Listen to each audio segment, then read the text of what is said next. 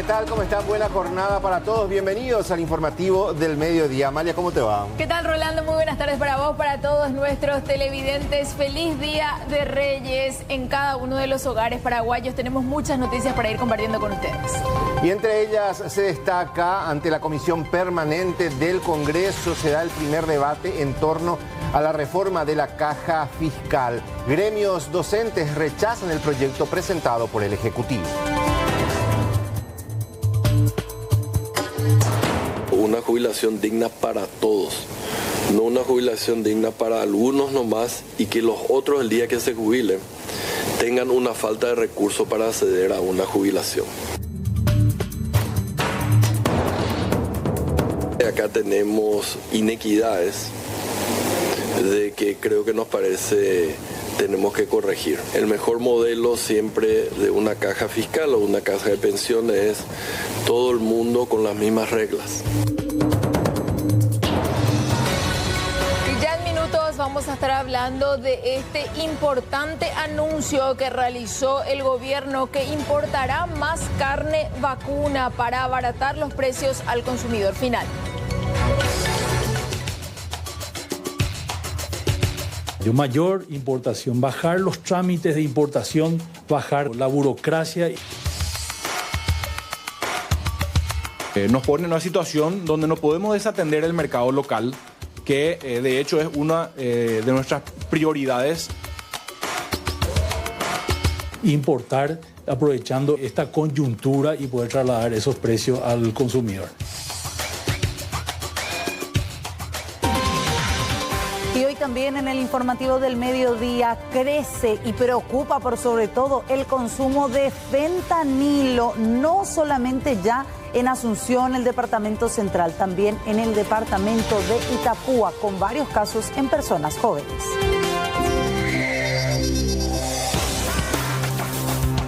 Hay que verlo ya como un problema instalado en nuestra sociedad. El usuario de fentanilo habitualmente muere por un paro respiratorio. Son casos prevenibles, son casos graves que ocupan lugares en la terapia intensiva, que pueden ser necesarios para otros casos que no se pueden prevenir. Es algo mucho más complejo que ver solamente los efectos que tiene en una persona.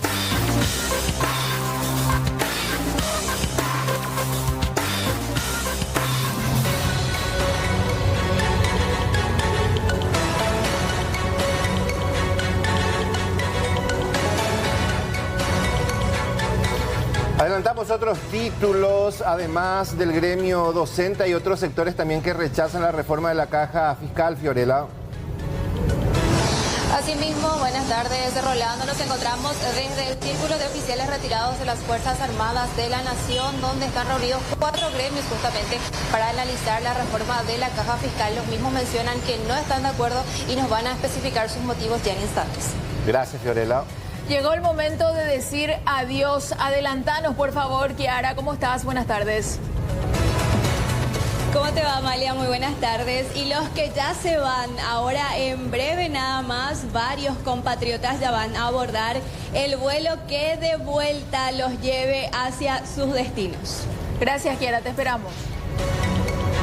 Pleno microcentro capitalino, tenemos que hablar de lo que ocurría el pasado 2 de enero. 2 personas, mujeres, ambas iban conduciendo sus respectivos vehículos sobre Herrera y Caballero cuando se produce un accidente de tránsito que hoy día tiene a una profesional del derecho reclamándole los gastos que le ha conllevado este accidente de tránsito, a quien sería la responsable, una funcionaria de la Corte Suprema.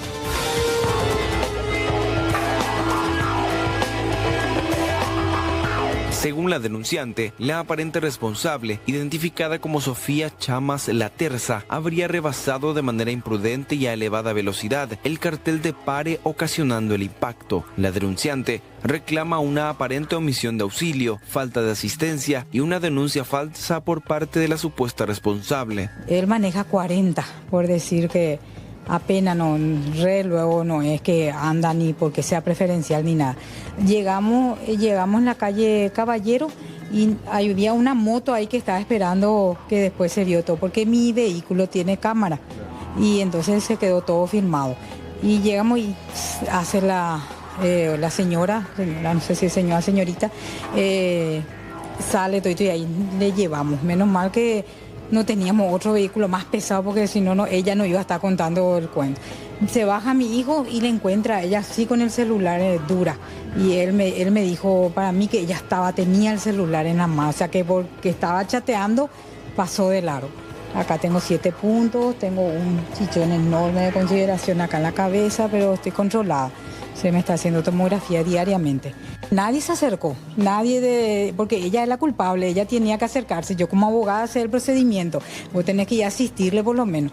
Ni por más que mi hijo se quedó a hacer todo el trámite del seguro, porque yo por suerte mi vehículo tiene seguro. Entonces yo le llamo por teléfono a ella y me pasa con el papá.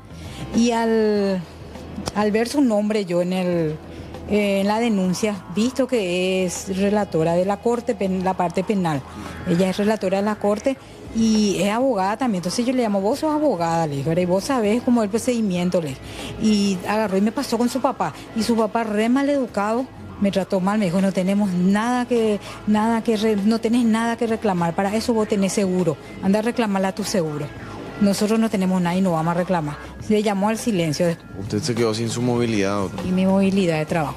Y le dije inclusive al abogado, ella es relatora de la corte, tiene un sueldo seguro, habrá cobrado su aguinaldo. Yo me hice en diciembre mi aguinaldo para que justamente ahora en enero que no vamos a tener trabajo, yo junté, tengo mi ahorrito y ahora estoy gastando todo en esto.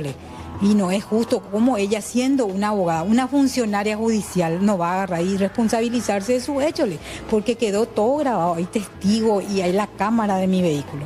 Yo lo que pido es como lo correcto, que ella me tiene que indemnizar a mí, me tiene que por lo menos hasta que yo tenga vehículo cubrirme mi movilidad de día a día. Y mis medicamentos que ya gasté muchísimo, yo me hice tomografía, pero igual eso tiene que tener una compensación por su... Pues, o sea que fue una imprudencia, pero ella se llama al silencio. La parte denunciante ha mencionado que llegará hasta las últimas instancias debido a la aparente falta de asistencia. Esto debido a que la ausencia de la movilidad propia como producto de lo ocurrido se ha convertido en el principal daño que le han ocasionado.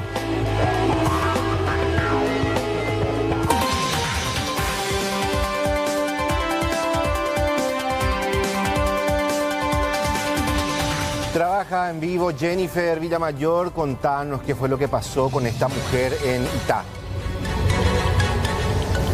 ¿Qué tal, Rolando? ¿Cómo te va? Exactamente, nos encontramos en el lugar donde se registraba este violento asalto ayer lunes en horas de la madrugada. Ruta D074, General Marcial Samaniego de la ciudad de Itá. Fíjate en las imágenes del circuito cerrado el momento de terror que vivía una mujer de 49 años. Ella a la 1:55 aproximadamente ya estaba camino a su vivienda. Salió del Hospital Nacional de Itagua porque se encontraba internada en ese lugar. Se estaba yendo a su casa cuando fue interceptada por estos dos hombres quienes estaban a bordo de un biciclo. ¿Qué fue lo que realizaron estos marginales? La tiraron al suelo para despojarla de su motocicleta, elemento de trabajo. Un momento verdaderamente horrible de terror lo que vivió esta mujer. Precisamente vamos a conversar con ella para tener los detalles de todo esto. Ella inclusive tiene varios golpes en el cuerpo, en la cintura, en los brazos,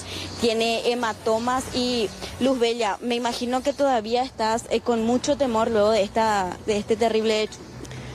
Y la verdad que ya salgo con miedo. Le digo a mi hijo que me acompañe porque no puedo superar la imagen en mi mente. No puedo quitar la imagen de mi mente. Porque ellos se me acercaron y me dijo, asalto, asalto, asalto. Y yo le miré, porque estaba la imagen ahí al lado de mi cara. Y me dice, señora, Jesús, y en Costa por antes me dijo, buenamente me trató así, no me dijo de mala manera, ¿verdad? Pero la forma que vino la imagen ahí, me puso un cuchillo, calañan de Yara. Muchas veces uno tiene que tener fe, porque yo tengo fe en Dios. Y me puso el cuchillo por la cintura y no me hizo nada, las cosas materiales. Yo soy una persona trabajadora y voy a recuperar otra vez, ¿verdad? Pero el momento, la imagen, no puedo superar la inseguridad que hay acá en Itá.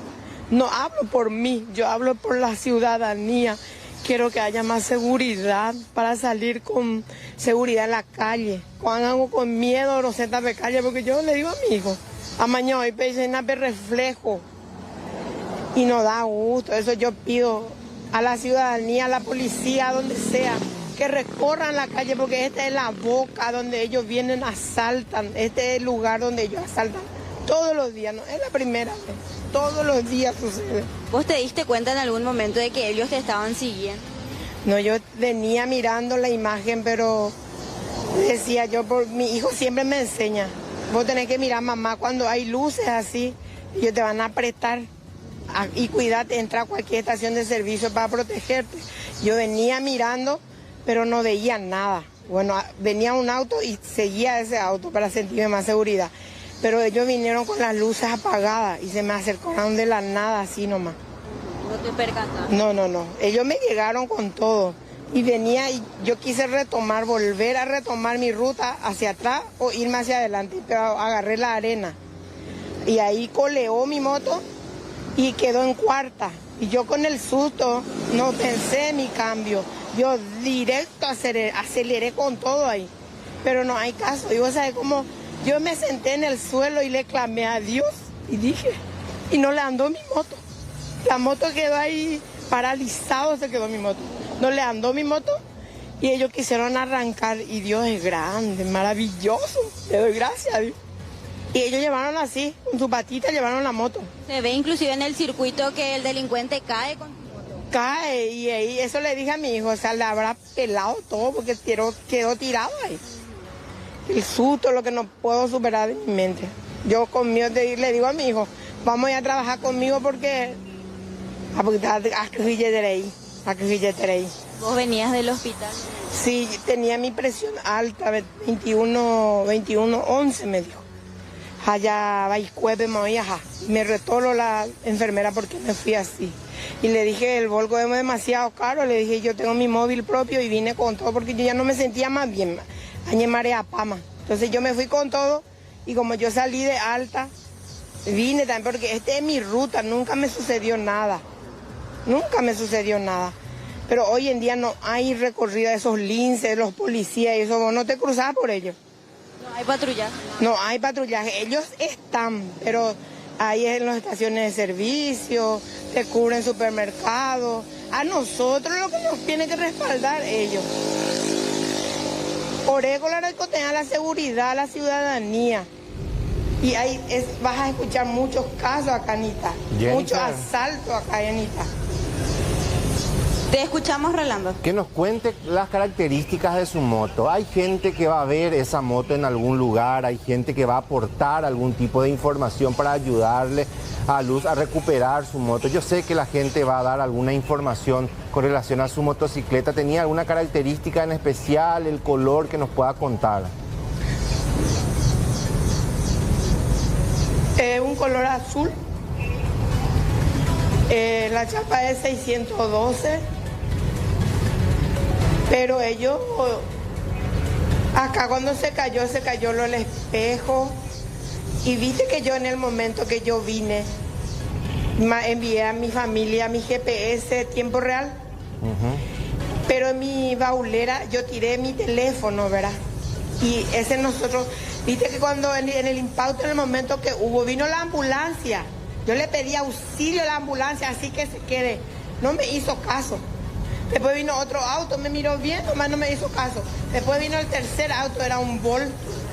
¿Qué te pasó, señora? Me dijo ahí, me asaltan, ahí se va, me asaltan, le dije. Y me alzó el señor, subite mi vehículo, me dijo, y vamos a perseguirle. Y le dije, ¿me puedes prestar tu teléfono, señor? Le voy a llamar a mi familia, mi moto tiene GPS, le dije, por mi teléfono, ¿verdad? Y ellos salieron ahí con todo, le llamó porque ellos estaban durmiendo. Le llamó y le persiguieron y llegaron en el momento donde se van. Y ese es, usted mismo tiene que ir a grabar porque ese es el lugar donde ellos se van, desarman las cosas. ¿Estaba desarmada tu moto? Estaba desarmado porque la moto no arrancaba. Y ellos, parte de todos los azules encontraron ahí su guardabarro, su tapa, todo. ¿Y para qué roban cosas que no vale la pena? Es una moto de una mujer de sacrificio, ¿verdad? ¿Por qué no roban una moto que le va a servir y que va a hacer plata de ellos? Va a épico servir y moto P, ¿no? Solamente las partes de la moto se encuentran. La parte, no, todo lo que son plásticos encontramos ahí. Porque mi esposo le llevó a la patrullera, a todos los policías, y le persiguieron y encontraron que estaban desarmando ahí. ¿No hubo una rápida reacción? No, porque ahí ya se apagó mi teléfono. ¿Entendés? Pero en el momento del hecho, el que me asaltó tenía una remera verde. Eso es lo que quedó en mi imagen, ¿verdad?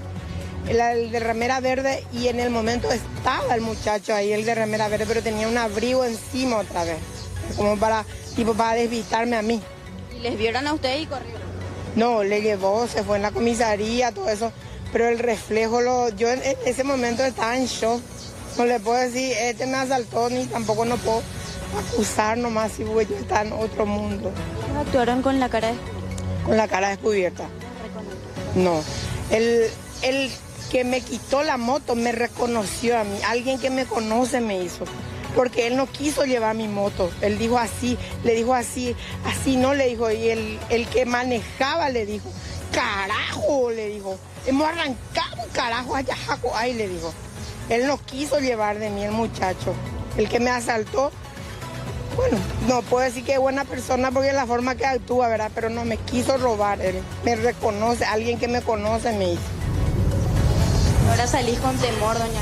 No, Sí. no puedo superar. Yo vengo hacia acá y vengo con esa imagen en mi mente y le digo a mi hijo, acompáñame donde sea. Yo no puedo más ir a ningún lado sola, le dije. No puedo superar esa imagen. Yo solo pido que haya seguridad acá, Anita, porque no por mí. ¿A cuánta gente le va a suceder? Y todo queda en el paraíso. Eso nomás yo quiero que llegue, vamos a esclarecer las cosas. Qué bárbaro. Y eso pues, va cuando yo jugo, y allá, y esa es la verdad. Ñaragán, cuando yo jugo, yo en Badeoño no toqué, güey. Pecalle mala hora, roicoa. Mi marido se va a las 3:30 de la mañana. Imagínate tampoco, con el corazón de Jesús en la boca, mamá. Mi hijo también la misma cosa. Todo, no yo, no solo mi familia. Cuánta gente sacrificada se van en Asunción, porque allá tenemos nuestra fuente de trabajo. Se van de Itá, vivimos lejos y nos arriesgamos nuestra vida a perder.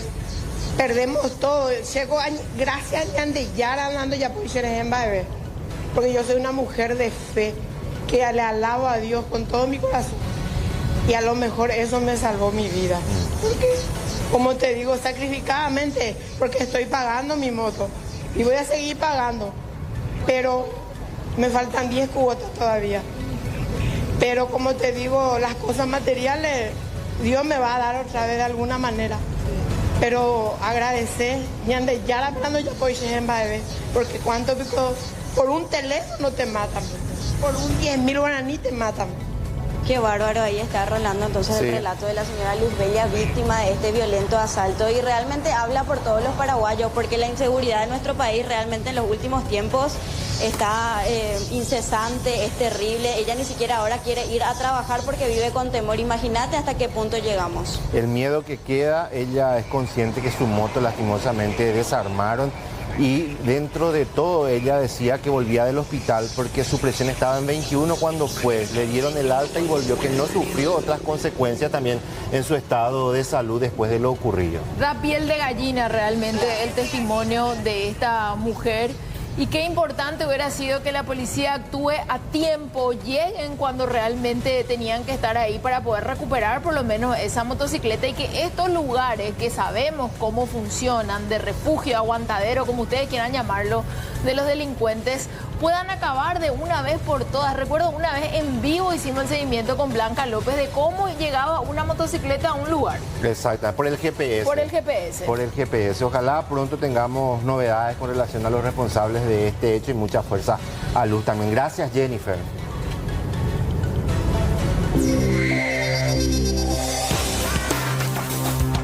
Hay que verlo ya como un problema instalado en nuestra sociedad. El usuario de fentanilo habitualmente muere por un paro respiratorio. Son casos prevenibles, son casos graves que ocupan lugares en la terapia intensiva que pueden ser necesarios para otros casos que no se pueden prevenir. Es algo mucho más complejo que ver solamente los efectos que tiene en una persona.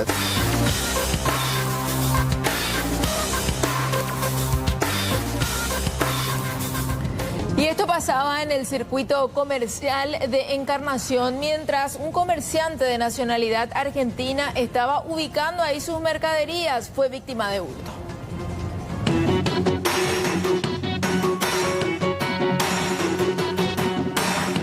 Haciendo las 13:20 horas aproximadamente se recepcionó una denuncia en esta comisaría por parte de una persona de nacionalidad argentina, ¿verdad?, quien vino a manifestar en esta comisaría que fue víctima de un hecho de hurto aquí en el circuito comercial. Según manifestaciones en la denuncia redactada por el mismo, este se encontraba, ¿verdad?, acomodando mercaderías que había comprado. Posterior tenía una riñonera, ¿verdad?, el cual había bajado al suelo. El mismo posterior guardó sus pertenencias y se fue en un comedor que estaba en inmediaciones, en donde al abrir la mochila, ¿verdad?, se percató que no se encontraba su riñonera, por lo que rápidamente fue nuevamente al lugar donde había acomodado su mercadería, en donde pidió, ¿verdad?, a circuito cerrado a un local, quien le había proporcionado, en donde se le observa a una persona a quien había agarrado, ¿verdad?, la riñonera que estaba en el suelo y dado a otra persona. Posterior había huido del lugar. Según mencionó la denuncia, tenía la suma de 150.000 pesos argentinos y $500. Así también documentos personales varios, así como DNI y documentos de un vehículo que es propiedad del mismo. ¿Tenía sobres también el señor? Sí, tenía 2 sobres, el cual desconoce era el monto, ya que no eran de su propiedad. Dicho sobre, era, según menciona, ¿verdad?, había dinero, pero cuya cantidad desconoce.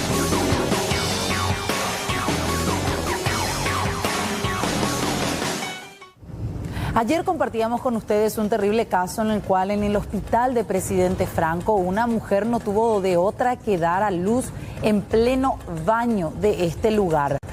A raíz de toda esta situación se ha abierto una investigación, salieron a hablar sus familiares, pero también conversamos con ella, con María del Carmen Arce, la denunciante.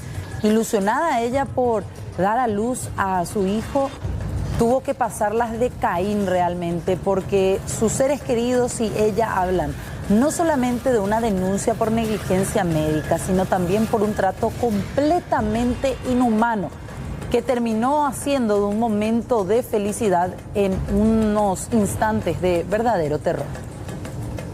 Me fui y le comenté a ella que ya le quería expulsar ya al bebé. Se fue ella como para avisarle a la obstetra, vino y me dijo, no vaya a gritar, cosa que yo no estaba haciendo, yo no estaba gritando, yo ya no tenía más fuerza como para gritar. Y vos en 5 recién, dijo la doctora que estaba de guardia, o sea, la doctora que me atendió primero, que en 5 recién te estás dilatando, de balde vas a gritar, me dice. Sale otra vez, se va otra vez y ahí tipo, yo pensé que ella se fue como para traer sus cosas, para revisarme, ¿verdad? Y no, y después le comenté otra vez, se estaba demorando ya y ya estaba saliendo ya la cabeza de mi bebé. Le comento otra vez a mi hermana para que se vaya yo otra vez a avisarle. Y se fue y le encontró que ella estaba tomando su mate. Le hizo otra vez, ella ya está saliendo ya la cabeza de su bebé. Y me dice otra vez, le dice, decirle que se acueste, ya me voy a ir ya a revisarle. Pero si ya está saliendo ya la cabeza de su bebé, ahí ella viene cuando ya estaba saliendo ya casi la mitad de mi bebé. Una jubilación digna para todos. No una jubilación digna para algunos nomás y que los otros el día que se jubilen tengan una falta de recursos para acceder a una jubilación. Acá tenemos inequidades de que creo que nos parece tenemos que corregir. El mejor modelo siempre de una caja fiscal o una caja de pensiones es todo el mundo con las mismas reglas. El 29 de diciembre pasado, 3 amigos habían ingresado a un motel en Itá, en Ramada. Lastimosamente, uno de ellos perdió la vida y en el lugar se encontró sustancias, por lo que se habla de una sobredosis. La historia se repite, esta vez en Ciudad del Este, prácticamente la misma situación. Un joven de 27 años fue hallado sin vida la tarde de este lunes en el interior del motel Panqui, que está ubicado en el kilómetro 6,5 ahí de la avenida Monseñor Rodríguez. La víctima fue identificada como Jorge Martín Achucarro. ¿Qué es lo que se sabe? Alrededor de las 3 de la madrugada, 3 hombres ingresaron a la suite número 1 de este motel a bordo de un vehículo y horas después, 2 de ellos se retiraron en otro vehículo que se presume sería de plataforma. Los funcionarios empezaron a alarmarse porque nadie llamaba a pedir la cuenta, nadie se manifestaba desde el interior de esta habitación, hasta que finalmente decidieron ingresar para ver lo que pasaba adentro y encontraron a este joven sin signos de vida. Dieron aviso de inmediato a la policía y lo que más llamó la atención fue lo que se encontró dentro de la habitación. Y según los funcionarios del motel dijo que ayer en horas de la madrugada ingresaron 3 personas a bordo del vehículo, del automóvil que se encontraba adentro, ¿verdad?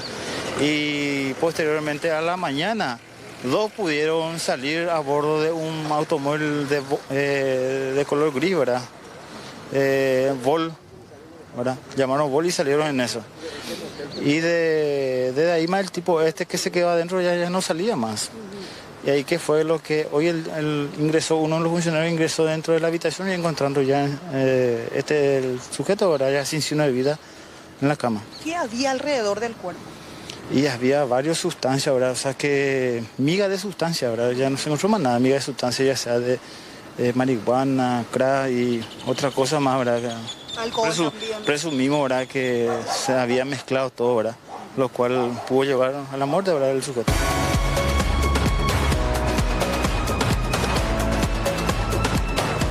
Llegó el momento de decir adiós. Nuestra compañera Kiara Aguilar está trabajando desde el aeropuerto. Kiara, estamos contigo.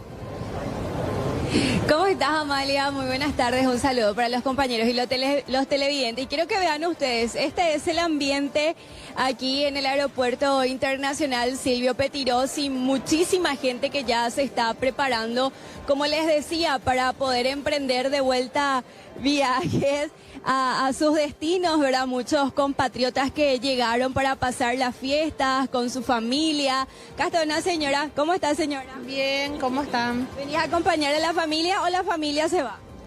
Se va mi hija que estudia en España en la Universidad de Navarra y le estamos acompañando ahora. Ella se llama Carolina. Carolina, ¿qué se siente? Te vi abrazada a tu papá, ¿eh? Sí, les voy a extrañar mucho, de verdad. ¿Te vas recién ahora o viniste para la fiesta? Vine para la fiesta y me vuelvo a ir ahora. ¿Qué se siente? La verdad que me voy contenta porque disfruté mucho de mi país, especialmente de las comidas de mi familia, porque allá, bueno, no tengo chipa, no hay asado. No hay bori-bori. Me recargué con todo eso y de mi familia y mis amigos de acá. Bueno, ahora a esperar las próximas fiestas o de por ahí hay unas vacaciones a mitad de año. Semana Santa, si Dios quiere verlo. En unos mesecitos. En unos meses. Buen viaje. Gracias. Gracias también a la familia acá. Hola, ¿cómo estás? Todo bien. Bueno, vos viniste para la fiesta con tu familia, te estás yendo de vuelta. ¿Qué vino? La señora. La señora. ¿Ya es tu mamá? No, es mi tía. Vamos a hablar con la tía entonces. ¿Cómo le va, señora? Muy bien. ¿Ya de vuelta? Ya de vuelta, sí. ¿A dónde vas? A Madrid. A Madrid. Sí. ¿Sí? ¿Después de cuántos años viniste para pasar la fiesta o sos de venir cada año? Cada año vengo. Sí, ahora en un mes otra vez me voy. Ah, viniste, te quedaste un mes con la familia. Un mes, sí. Cargadita te vas. Sí.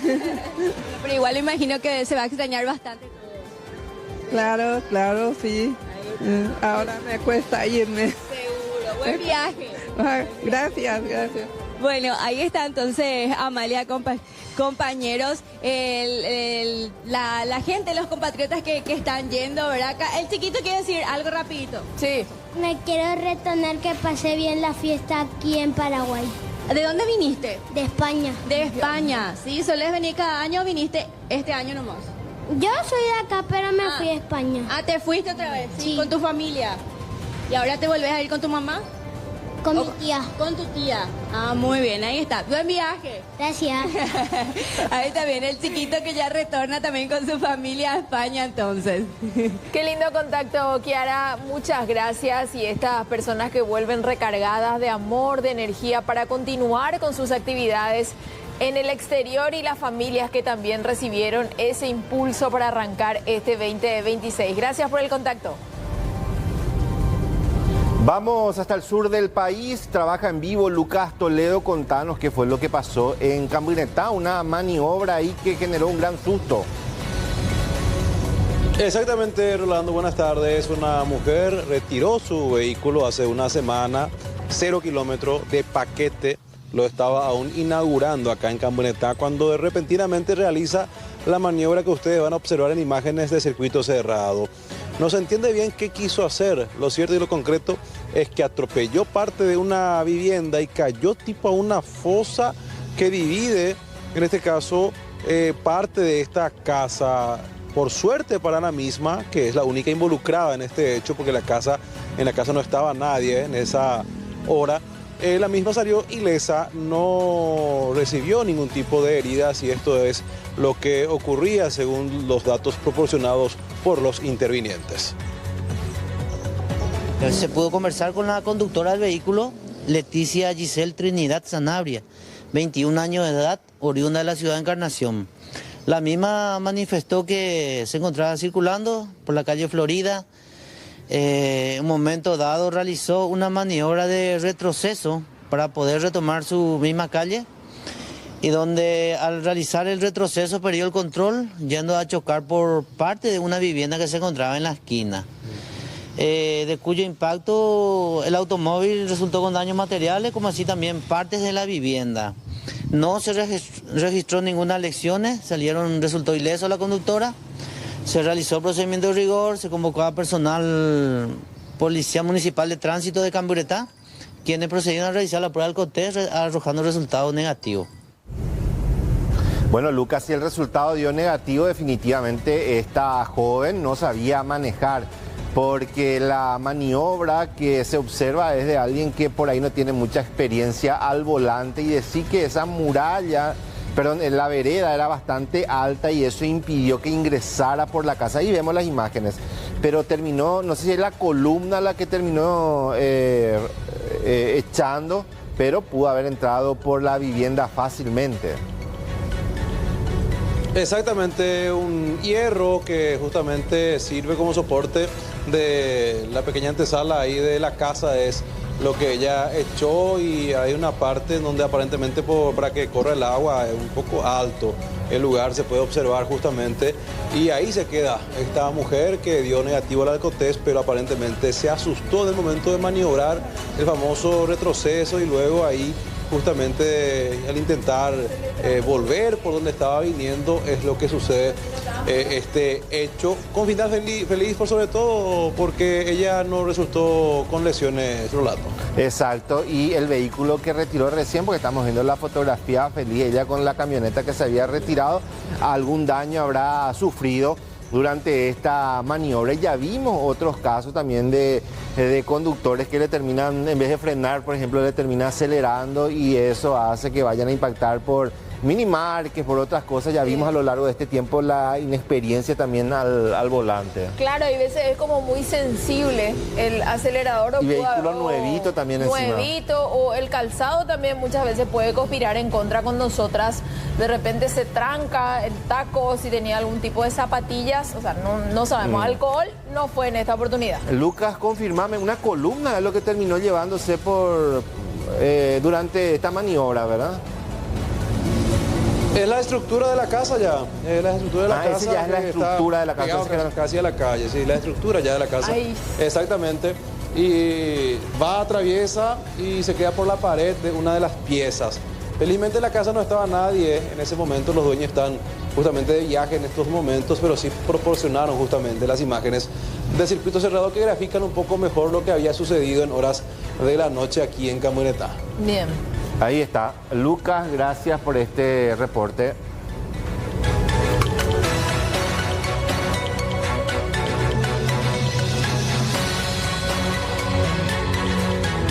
Y de ser la capital de la banana y la piña a ser la capital de los baches. Esa es la realidad que se vive en la zona de Guayaquil, específicamente por el pésimo estado en el que se encuentra la ruta PI 08 a la altura de esta localidad. La ruta une 6.000 defensores hasta Pedro Juan Caballero y ese es el tramo que se encuentra en pésimas condiciones. Verán ustedes en estas imágenes que se hicieron con dron, también en otros videos más que se pueden observar cómo esta ruta está en un deplorable estado, está remendado y algunas partes donde hay baches no hay ningún tipo de iluminación, señalización, absolutamente nada. Ya fueron varios los accidentes que se registran en ese tramo de la ruta 8, con accidentes, por fortuna, solo daños materiales. Pero el temor de los pobladores es que se den sucesos trágicos a causa de la inoperancia, básicamente, de las autoridades. ¿Por qué? Porque ellos ya elevaron quejas formales pidiendo una urgente intervención a las autoridades del Ministerio de Obras Públicas y Comunicaciones. Cuestionan, de hecho, la figura de la ministra Claudia Centurión. Los denunciantes solicitan reparaciones inmediatas, instalación de señalización de advertencias, la implementación de un plan de mantenimiento de la ruta también. Porque ellos dicen, y por Ambaité, si es que nos hacen nuestra ruta, nos vuelven a poner en condiciones, pero Upemba o Hasata, que van a pasar los años y va a volver a ser este mismo el problema. No, ellos quieren un plan de mantenimiento periódico para evitar accidentes que pueden tornarse fatales y daños también a los vehículos. Hay imágenes de dron que son verdaderamente impactantes porque los pobladores tienen que ir circulando prácticamente por en medio de la ruta, que es carril doble obviamente, pero tienen que hacerlo así para evitar caer en los baches que están a un costado o al otro. De hecho, ¿y quién mejor que ellos para retratar esta situación? Los pobladores, los comunicadores locales también. Estos videos son gentileza de Integración de Noticias. El periodista es Javier Olmedo, el camarógrafo y editor de estas mismas imágenes, Diego Sosa, y son ellos los que elaboraron estos materiales ya en un pedido de auxilio. Hablaba con ellos el abogado Samuel Florentín, a quien escuchamos a continuación. Coa tiene uno de los tramos peores en Yarecoa. Mi vehículo putado, llantado, ñembuaía, por causa de los baches. Oye, ya esas hacen baches, no sé, que ibas y allá. Dios quiera que nos pase a mayores, pero Coaco parte, esas 5 kilómetros en Baeza, ya muestra Almeida abajo, ya yo juego ahí, moco y vehículo, está a moto lado mío, en Baeza, mi bache, oye, que iba y que tú, hoy cotidiano accidente iba ahí allá. Es una verdadera lástima legalmente con que como capital del bache con bache entre el Ministerio de Obras Públicas, ver.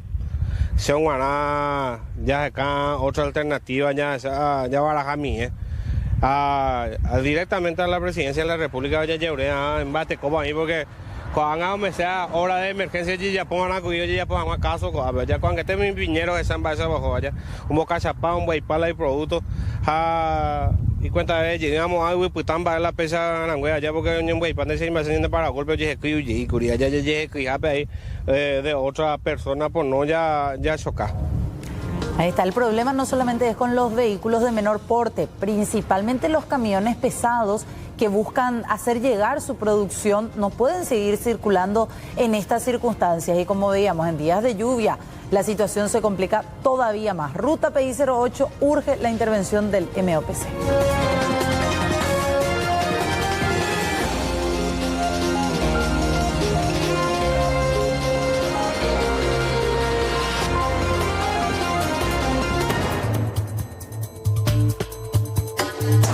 Una jubilación digna para todos, no una jubilación digna para algunos nomás y que los otros el día que se jubilen tengan una falta de recursos para acceder a una jubilación.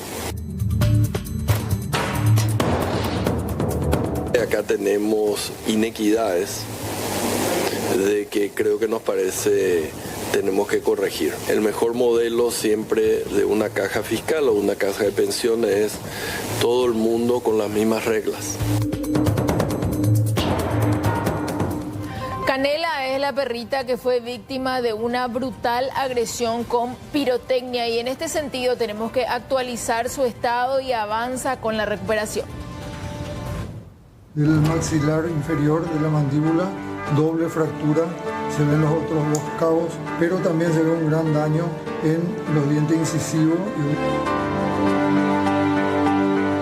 El doctor Pedro Luis Ferrer, quien fue el encargado de intervenir quirúrgicamente a Canela, mencionó que las heridas van cicatrizando de manera favorable. Explicó cómo se dio la intervención y agregó que fue imposible la reconstrucción de la mandíbula inferior debido al fuerte daño sufrido. No nos olvidemos que tuvo una lesión en uno de los colmillos, que tuvimos que extirparlo con pérdida de hueso inclusive. O sea, realmente el daño fue un daño importante, muy grave, ¿verdad? Hubo daño también en las vías respiratorias, tiene un poquito de secreción todavía serosanguinolenta. Se está recuperando de a poquito, ¿verdad? Si bien la pequeña Canela se encuentra en buenas manos actualmente, al pensar en su futuro, el doctor Ferrer fue puntual en que la persona que decida adoptarla debe ser muy dedicada y atenta, especialmente con la alimentación, ya que la perrita debe ser asistida hasta que pueda adaptarse a alimentarse por su propia cuenta. Entonces va a necesitar mucha ayuda, ¿verdad? Generalmente con el tiempo van aprendiendo. Por lo menos en mi experiencia, porque ya tuvimos que hacer varias veces esto, ya sean mandibulectomías totales o parciales, y ellos van aprendiendo con la lengua a introducir el alimento en la zona más caudal, que sí tienen un poco todavía de dientes, y ahí pueden masticar, ¿verdad? Lógicamente al principio la alimentación va a ser una alimentación blanda, pastosa, va a ir aprendiendo de a poquito. Va a necesitar mucho también, no solo en parte de la cirugía, sino el postoperatorio inmediato y el postoperatorio, inmediato y a largo plazo va a necesitar. Y como hablábamos seguramente de personas que puedan estar ayudándole continuamente, ¿verdad? Y así como queríamos saber el estado de salud de Candela, también tenemos que actualizar lo que tiene que ver con la parte jurídica, porque ustedes saben que el supuesto agresor es un joven de tan solo 17 años y el Ministerio Público tomó la decisión de imputar a este adolescente por presunto caso de crueldad animal. Esto que pasaba en la ciudad de Areguá, como ya sabemos, el 1 de enero pasado y dejó gravemente a esta perrita. El caso es investigado por la Fiscalía Zonal de Luque y cuenta con informes de veterinarios, testimonios y material audiovisual como elementos de sospecha. Estamos hablando de un hecho que está tipificado y está denominado como crueldad animal. Entonces está inserto en la ley 7513 del año 2025. El año pasado fue que se sancionó, se promulgó y se publicó esta nueva ley, ¿verdad?, que protege a los animales. Y también estamos ante una expectativa de pena, ¿verdad?, que va de 6 meses a 4 años, ¿verdad? Y también, conforme a lo que establece la ley, también puede ser sancionable con pena de multa. El día de la fecha... Perdón, fiscal, ¿eso ya va a depender de acuerdo a la evolución del estado de salud de Canela? Claro, eso depende del estado, de la evolución del estado de salud de Canela. En el hipotético y supuesto caso que ella llegase a fallecer, obviamente va a fallecer, o convengamos que puede que se fallezca a consecuencia de las heridas y mutilaciones que ella sufrió. Entonces, la expectativa de pena aumenta a 6 años, ya se convierte en crimen. Y acá ya no estamos hablando que existe pena de multa, porque al pasar los 5 años en cuanto a la expectativa ya es un hecho que está catalogado como crimen, conforme al artículo 13 del Código Penal. Cambiamos de tema y tenemos que hablar de que tras el robo a un conductor de plataforma se dio la detención de personas. Lucas Toledo tiene más detalles. Lucas, contigo. Exactamente, Cambuinetá, centro, el epicentro de este hecho de inseguridad, primeramente con un final feliz para la ciudadanía, porque son 4 menos en la calle, 4 supuestos asaltantes detenidos tras una increíble reacción de la Policía Nacional. Estos, 2 de ellos, primeramente solicitaron el servicio de vol en Cambuinetá. El conductor accedió, subieron 2 sujetos y posteriormente le pidieron irse a una zona un poco más despoblada. En ese lugar se subieron 2 sujetos más y ahí ya le asaltaron a punta de arma a este hombre. Le llevaron 800.000 guaraníes, su celular y también su automóvil. La Policía Nacional logró en una persecución, posteriormente abandonaron el vehículo de estos hombres y se internaron como pudieron en una zona boscosa. Primeramente 3 fueron detenidos y ya en horas de la noche el cuarto y el último implicado en este hecho. Escuchemos lo que decía el suboficial Carlos Flores, quien estuvo a cargo de todo este operativo.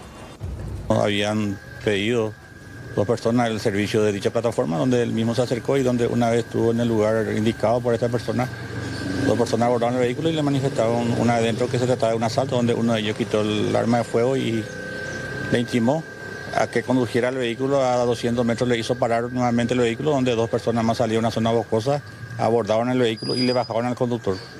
Posteriormente se llevaron a la fuga de estos autores con el vehículo, donde la víctima vino hasta esa comisaría a informarnos el hecho. Posteriormente se impartió captura por la característica del vehículo que nos brindó el conductor y la víctima. Y ahí con la comisaría aledaña cerramos todo lo posible ruta de escape, ya que tenemos muchos caminos alternativos.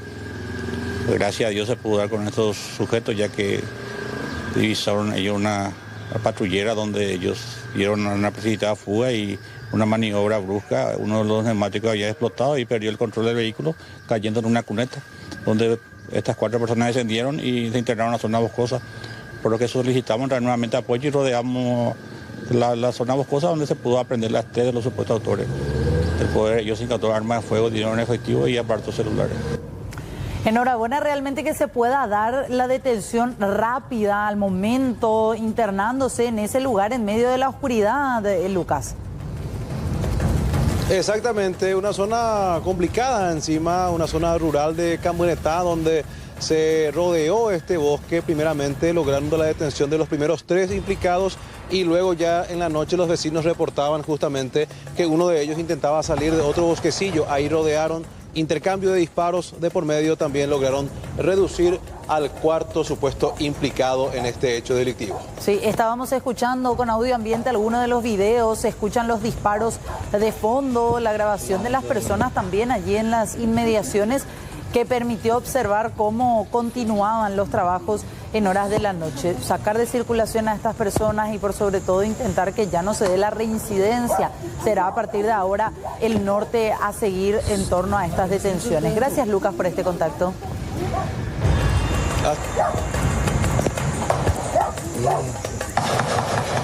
Hija de...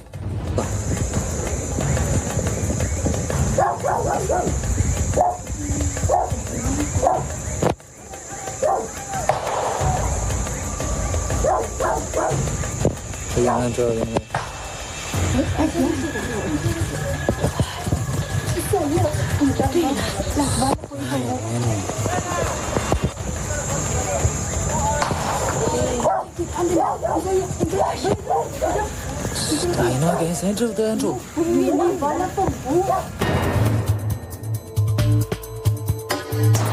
Una jubilación digna para todos, no una jubilación digna para algunos nomás y que los otros el día que se jubilen tengan una falta de recursos para acceder a una jubilación.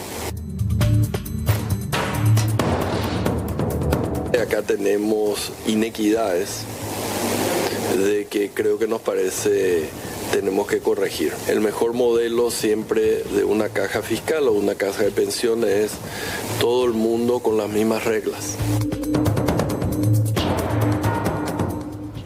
Bueno, y tenemos que hablar de este gran tema que se instala en el debate, no solamente en el ámbito legislativo, sino en la sociedad toda, porque afecta realmente a todos los actuales aportantes a la caja fiscal, Rolando, Amalia, televidentes, principalmente funcionarios públicos. Gran parte de los funcionarios públicos pueden ser afectados por esta pretendida y necesaria reforma de la caja fiscal. ¿Y por qué hablamos de necesaria reforma? Porque los números realmente son bastante contundentes e impactantes. Y ya le vamos a proyectar precisamente porque hoy se dio la primera reunión de trabajo ante la Comisión Permanente del Congreso. Pero fíjense en estas cifras. En 10 años, del 2014 al 2024, se acumuló un déficit de 1.162 millones de dólares. A eso se suma el déficit del 2025, 380 millones de dólares, casi 1.500 millones de dólares en 11 años. ¿Y por qué hablamos de déficit? porque ya no alcanza la plata de los aportantes para pagar a los jubilados. Estamos hablando de funcionarios jubilados que pertenecen a las Fuerzas Armadas, policía, magisterio, en fin. Y a propósito, la caja más deficitaria representa a la caja de las Fuerzas Armadas de la Nación. 76% de déficit que acumula la caja de las Fuerzas Armadas, es decir, el impuesto que debería destinarse a obras de infraestructura vial, a inversión en salud, en educación que siempre hablamos, los más prioritarios que deberían ser, se tiene que destinar mucha plata. O sea, estamos hablando del año pasado 350 millones de dólares o 380 para que los jubilados de estos sectores puedan seguir cobrando mes a mes. Las fuerzas policiales, 65% de déficit, Magisterio Nacional, docentes, 49% de déficit y también magistrados judiciales, en este caso una cifra cercana al 30%.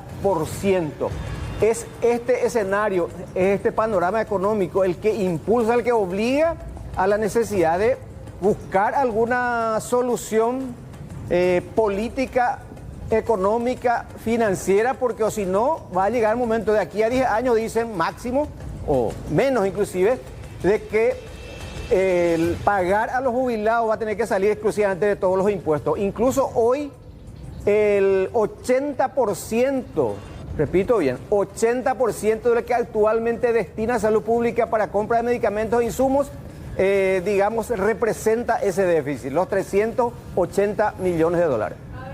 Según los expertos, esto tarde o temprano iba a pasar. Sí, se anunció ya hace bastante tiempo. Luego, ¿verdad?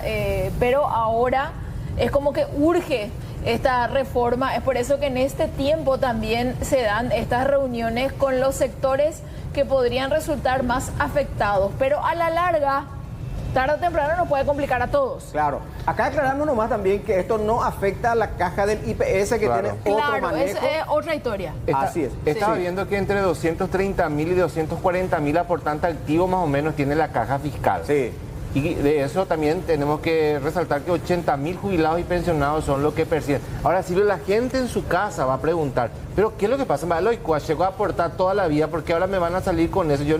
Si yo aporté, también me merezco cobrar lo que había aportado. Entonces, ¿cuál es el problema? Se deben preguntar. Y bueno, y el problema, te puedo decir así, sin entender demasiado tampoco el tema, se arrastra desde hace décadas. ¿Por qué razón? Porque hay mucha inequidad.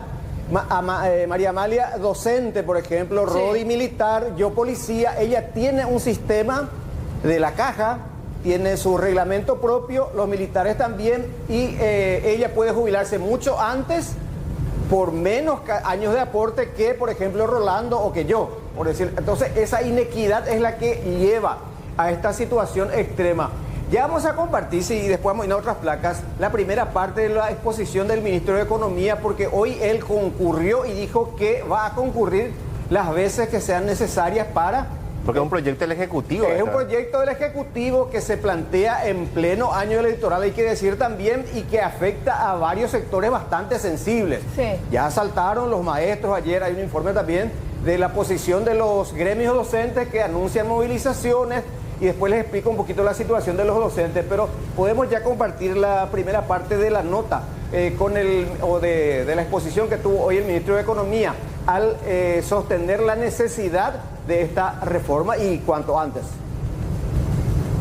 Y donde cada parte va a colaborar para ir cerrando este desequilibrio que tenemos. Sí, ya quiero adelantar de que esto no elimina en su totalidad el desequilibrio, pero por lo menos contiene el crecimiento en niveles un poco más bajos de lo que tenemos ahora, y lo contiene por un tiempo suficiente en el tiempo. Eso se realiza a través de un cálculo que hicimos nosotros, un cálculo actuarial. Pero no va a ser la solución para llevar a un déficit cero. Realmente acá tenemos inequidades de que creo que nos parece tenemos que corregir. El mejor modelo siempre de una caja fiscal o una caja de pensiones es todo el mundo con las mismas reglas. Todo el mundo con las mismas reglas. Entonces el espíritu de esta reforma que presentamos, si bien no llega, digamos, a hacer una sola regla, es muy parecido a través de los diferentes esquemas. Tenemos una situación en donde básicamente hay un solo sector que no es deficitario, que es el sector administrativo, pero ya el superávit que tiene es muy poco. Todos, absolutamente todos los demás son deficitarios en el sentido de que los ingresos que se tienen por la gente activa no son suficientes para cubrir los gastos que se tienen por pago de jubilaciones. Y vamos a tocar ahora por lo menos principalmente el tema del sector docente. Sí. Y vamos a mostrar las gráficas que hacen al régimen de jubilación actual del sector docente. El docente ordinario, la edad mínima, por ejemplo, no se le exige a ellos. O sea, nosotros aportantes del IPS nos exigen una edad mínima de 55 años de edad para una jubilación extraordinaria o adelantada o anticipada. Pero no con el porcentaje total. Claro, no, sí. Con el 80% sí. Tendrías que haber hecho ya 30 años de aporte. Sí. Eso es IPS. Docentes no requiere edad mínima. Eso quiere decir que si vos te recibías a los 23 y tenés más 25 años de aporte, ya te jubilas. Totalmente. Con apenas la condición es haber aportado 25 años. Sí. ¿Verdad? Y se jubilan con esos años de aporte con el 83% y se tiene en cuenta el promedio salarial de los últimos 5 años. Ahora, ¿qué es lo que se pretende modificar? Repito, sector docente exclusivamente. Vamos a la siguiente gráfica y se van a dar cuenta del por qué. Lógicamente ellos están muy preocupados, ¿verdad? La siguiente gráfica, la modificación planteada por el Poder Ejecutivo a través del Ministerio de Economía. Ahí va. Bueno, la edad mínima ya, 57 años. Ojo con eso. Sí. 57 años. Hace rato no teníamos edad, hasta hoy no tenemos edad mínima.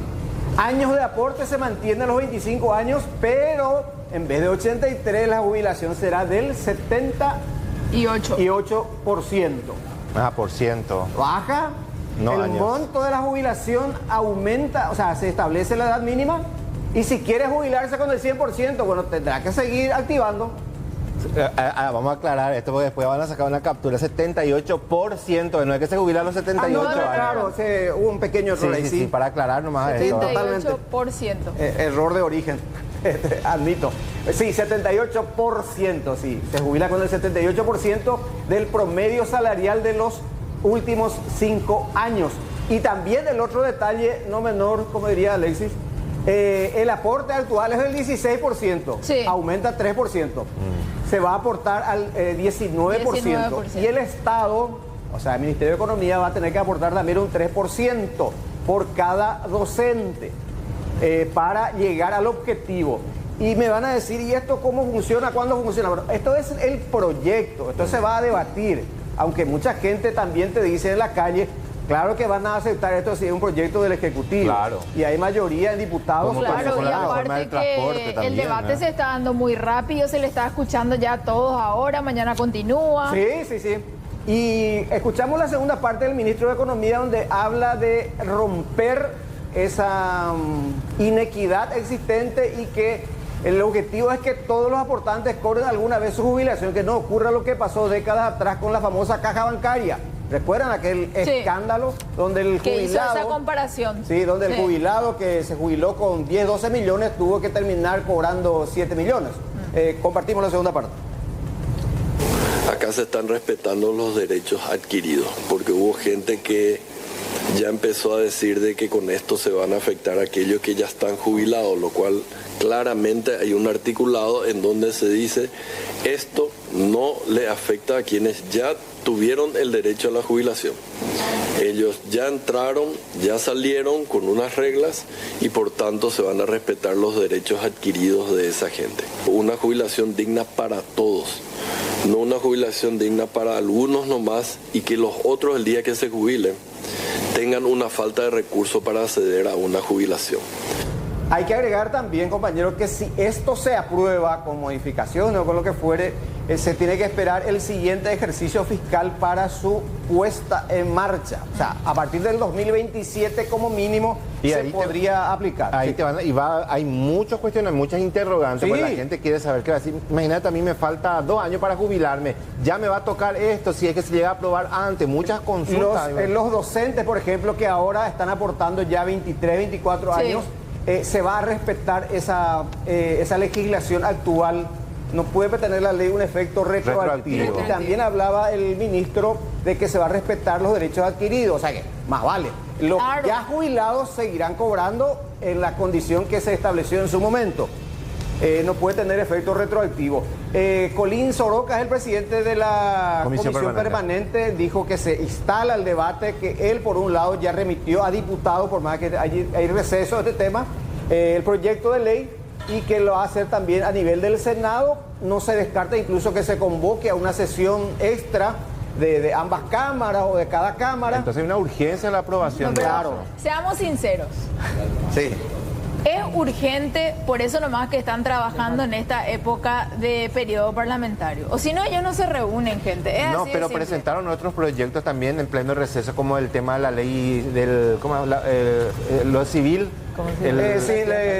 Hay varias reformas también del servicio civil, y presentaron otros proyectos también en pleno receso parlamentario. Escuchamos lo que decía Colín Soroka. Ustedes saben que si esto sigue igual, si no se debate, dentro de 10 años, dentro de 15 años, los jubilados, muchos de ellos ya no van a cobrar su jubilación. Hay que ser sincero. Si esto, aunque no nos guste, este es el momento de dialogar, buscar la pacificación, pero sobre todo preservar que ningún jubilado se quede sin su jubilación y que sea un derecho adquirido a lo largo de su vida, ¿verdad? Entonces, ¿qué significa eso? Que nosotros, para salvaguardar eso, debemos entrar en un debate. Ahora el pozo es 380 millones de dólares negativo. Ustedes van a ver que la DENIR recauda todos los días, va al mismo pozo. Ya no aguanta este formato. Y además de los docentes, también están en la alerta máxima, digo bien, el sector de los militares retirados, sus familiares. Policías también. Sí, policías también, los docentes, decíamos. Y a propósito de militares, con este dato nomás cierro mi intervención al menos. Actualmente el sistema de jubilación de los militares no requiere tampoco edad mínima. Con apenas 15 años de aporte ya se pueden jubilar con el 50%, equiparando el salario del activo. Es decir, un coronel en actividad tiene un promedio salarial de 10 millones, por decirlo así, entonces con ese salario se va a jubilar. ¿Y con la reforma cómo sería así? En la reforma, 57 años de edad mínima también. O sea, se va a igualar toda la... Se va a igualar, por eso se habla de romper la inequidad. Le van a exigir 20 años de aporte para acceder a ese 50% y se va a tomar los 5 años de salario, no solamente el del activo. Por eso, es en ese sector donde el déficit es más significativo. Totalmente, 76%. Ahora, ¿y el personal de blanco? Personal de blanco en este caso no incluye este proyecto de reforma. Importante también señalar. Por el nivel de estrés que manejan ellos, nomás hacía también la consulta. Así es. Bueno, Silvio, Amalia, seguimos con este tema porque queremos saber justamente desde este sector de los militares qué es lo que ellos sostienen, qué es lo que dicen. De hecho, ya hicieron muchas movilizaciones a lo largo de este tiempo cuando se anunciaba la posibilidad de presentar el proyecto de la reforma de la caja fiscal. ¿Cuál es la postura del sector, Fiorella? Buenas tardes, Rolando. El saludo cordial para vos y para toda la audiencia. Asimismo, llegamos hasta el círculo de oficiales retirados de las Fuerzas Armadas de la Nación, donde en este momento 4 círculos, 2 de la policía y 2 de las Fuerzas Armadas, justamente se están reuniendo para analizar y plantear una alternativa ante esta reforma, en la cual ellos habían mencionado que están totalmente en desacuerdo porque sostienen que varios de estos artículos cercenan sus derechos adquiridos como oficiales retirados, están en desacuerdo y justamente van a especificarnos por qué y qué es lo que plantean ante esta situación, ya que como mencionaron y lo habían adelantado, este sector es uno de los más afectados con esta reforma. Por eso ya me acerco a él, que es Blas Méndez, un suboficial retirado de las Fuerzas Armadas, que es el vocero, y nos va a estar contando más acerca de la postura de este sector ante esta nueva reforma. Buenas tardes, señor. Buenas tardes. para ustedes y la audiencia toda. Bueno, hoy nos convoca una situación trascendental casi para toda la sociedad, donde el Poder Ejecutivo pretende realizar una reforma de la caja fiscal mediante un proyecto de ley. En primer lugar, hay que ser agradecido. Nosotros como sector estamos agradecidos al Poder Ejecutivo por preocuparse de nuestra situación. No solo de nuestra situación, sino también de los que están en actividad, porque ellos el día de mañana van a pasar también a la situación de retiro. En primer lugar, nosotros nos reunimos y hemos decidido sentar postura como una oposición a ciertos articulados del proyecto de ley, en especial a las normas que hacen referencia a la derogación de ciertos artículos que nos beneficiaba con la equiparación del haber de los activos. ¿Y por qué esto? ¿Cuál es el fundamento de nuestra oposición? ¿Por qué está en la ley? Partiendo de la Constitución Nacional misma, en su artículo 173, en exclusividad somos integrantes de la fuerza pública, Policía Nacional, Fuerzas Armadas de la Nación. En nuestra ley respectiva, tanto de la Policía como de las Fuerzas Armadas, dice que son miembros de las Fuerzas Armadas y de la Policía Nacional los que están en servicio activo y los que están en situación de retiro. Es decir, seguimos siendo militares y policías. También en uno de los articulados me refiero a las Fuerzas Armadas y también la Policía tiene en su ley respectiva, donde establece que el Estado militar seguimos gozando los que estamos en situación de retiro. Es decir, seguimos siendo regidos por la misma ley de los uniformados activos, en nuestro caso particular por la ley 1115. En su artículo 10, el Estado militar es la situación en la que se encuentra un miembro de las Fuerzas Armadas, dice. ¿Y cuáles son nuestros estados militares? Militar activo, militar retirado, militar movilizado. Yo no tengo por qué perder derecho por estar retirado, porque sigo siendo militar. Así como usted, de repente, si es soltera, ese es su estado civil. Y si cambia su estado civil a un estado de casada, no tiene por qué perder sus derechos civiles. En esa situación nosotros estamos, no somos civiles. El artículo 12 establece escala salarial de los miembros de la fuerza pública y otras remuneraciones. Ahí bien claro establecía que nosotros somos equiparados por los que están en actividad en cuanto a remuneración se refiere. Y ese es un derecho adquirido. Es bien sabido por todo que una ley que te perjudica no puede ser retroactiva. Tenemos derecho adquirido, constitucionalmente garantizado. Estamos preocupados por esto, porque estamos en una situación especial, muy peculiar, lo que es la policía y las Fuerzas Armadas. Y nuestra manifestación al Poder Ejecutivo es, desde el principio, cuando se estudiaba este proyecto de ley, que tengan en cuenta nuestra situación peculiar, que no nos coloquen en una misma bolsa, en una jubilación del sector civil, porque nosotros no somos funcionarios civiles. Los funcionarios, cuando pasan a ser jubilados, son exfuncionarios. En cambio, nosotros seguimos siendo militares. Se nos tiene que tratar como tales. No nos pueden discriminar. Porque la ley que nos rige a nosotros establece que podemos ser llamados en cualquier momento para un servicio militar, dice, ya sea para conflicto armado u otras. Entonces, por eso no se puede desconocer, no nos pueden tratar en una ley común. Y ya que hicieron en una ley común, prevé para nosotros capítulos especiales para la policía y para las Fuerzas Armadas. Ahí es donde discriminan nuestros derechos y transgreden normas que nos favorecen a nosotros. Totalmente, entonces esta es la postura Sí. entonces de los oficiales retirados, compañeros, muy importante también lo que estaba mencionando nuestro entrevistado, los mismos no son jubilados, sino nada más son oficiales retirados, entonces haciendo también esta aclaración, ellos hacen este reclamo y también proponen esta alternativa. Fiorella, muchas gracias. 12:38 de esta siesta, establecemos contacto ya con nuestro compañero Joel López. Joel, estamos contigo. ¿Qué tenés para contarnos? Bueno, vamos a hablar justamente de este delincuente que aprovechó la ocasión porque el vendedor identificado como Luis, de 48 años, Saucedo en realidad, Luis Saucedo, de 48 años, llegó hasta una vivienda, estaba ofreciendo su producto. En ese momento el delincuente aprovecha la ocasión porque él dejó estacionada su motocicleta con la llave puesta. Es allí donde arranca y se da la fuga. Ya finalmente la policía lo pudo identificar a través de las imágenes del circuito cerrado. Estamos hablando de Aldo Castillo Mereles, de 33 años, con varios antecedentes, quien finalmente fue detenido, confesó haber tomado la motocicleta y también que ya comercializó. Hasta el momento la policía no pudo recuperar este biciclo. Vamos a escuchar lo que él mencionaba. ¿Cómo lo con papel? Asumirla ya pues la. Ya, copamos la con. Digo más que habla ahí para la moto, más que. El vendedor. Yo veo hoy ya ve arrancando.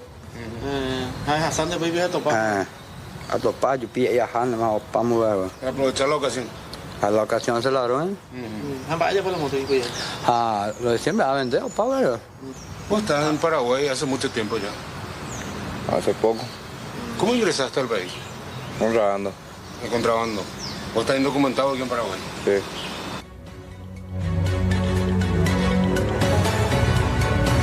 Bueno, en este caso, afortunadamente, estos delincuentes ya están fuera de circulación, Joel, pero no pudieron recuperar la motocicleta, ya que más temprano también veíamos la forma en la cual actuaban unos delincuentes de manera violenta contra una mujer.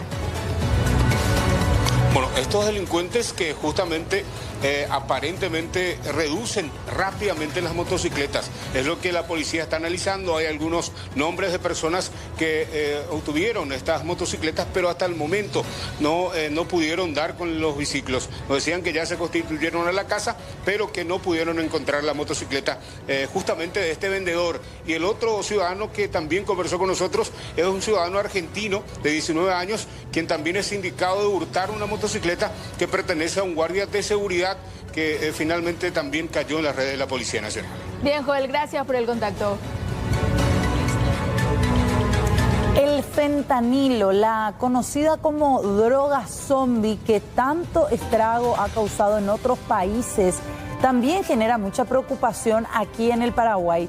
Hace un tiempo hablábamos de que esta droga se usaba, este opioide, que es en realidad un analgésico sumamente fuerte, se utilizaba más que nada en los entornos médicos, al ser de fácil acceso solamente en ese ambiente. Sin embargo, preocupa la propagación y la utilización de esta droga, su comercialización también de forma completamente ilegal, irregular.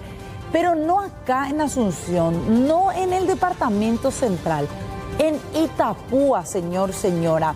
Alcohol, marihuana, cocaína y fentanilo figuran entre sustancias que fueron detectadas en grupos de personas que llegaron al hospital de Encarnación o de Itapúa, mejor dicho, para consultar a través de las urgencias y en algunos casos hasta con sobredosis de por medio. Hay una investigación realizada por el sector médico, por universidades privadas también de Encarnación entre el 2024 y el 2025. ¿Qué detectaron ellos?